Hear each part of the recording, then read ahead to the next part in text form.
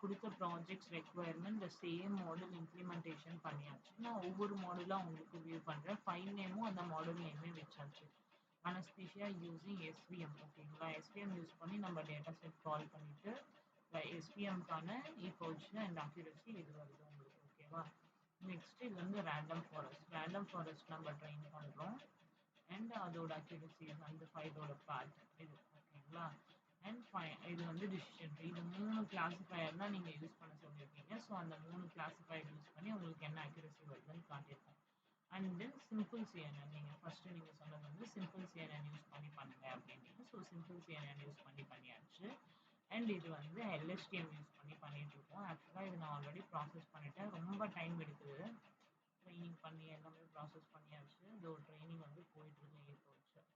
நான் இது ஒன்று மட்டும்தான் செப்பரேட்டாக போட்டிருக்கேன். மிச்சம் எல்லா ஃபைல்ஸுமே நான் வந்து என்ன பண்ணேன்னா ஃபுல் ஃபைலாகவே போட்டு ஈக்குவல்ஸ் 1லேருந்து நான் மொத்தம் 100 ஈக்குவல்ஸ் கொடுத்துருக்கேன். இது வந்து இப்போ 71 வந்திருக்கு. மிச்ச ஈக்குவல்ஸ்லாம் நான் 10 ப்ராசஸ் பண்ண சொல்லிட்டேன்.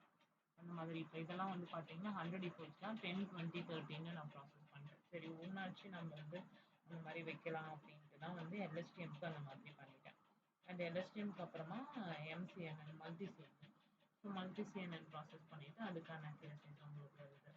அண்ட் ஃபைனலாக வந்து டபுள் சிஎன்என் யூஸ் பண்ணியாச்சு. டபுள் சிஎன்என்க்கான அக்யூரசி இது வந்து மெட்டாநெட்டு ப்ளஸ் சிஎல்ஏ அப்படின்னு ஒரு அல்கோரிதம் சொல்லியிருந்தீங்க. அது வந்து ட்ரைனிங் ப்ராசஸ் பண்ண முடியாது. அல்கோரிதம் அப்ளை பண்ணி ட்ரெயின் மாடல் ப்ராசஸ் பண்ணலாம். ஸோ அல்கோரிதம் அப்ளை பண்ணிட்டு ட்ரெயின் மாடல் வந்து மெட்டாநெட் யூஸ் பண்ணி ப்ராஜெக்ட் பண்ணியாச்சு. ஸோ ஃபார் ப்ராஜெக்ட் இம்ப்ளிமெண்டேஷன் ஒவ்வொருமா இதில் உங்களுக்கு எதனா சேஞ்சஸ் மாடிஃபிகேஷன்னா சொல்லுங்கள். நீங்கள் ப்ராஜெக்ட் வந்து பர்ச்சேஸ் பண்ணிக்கலாம்.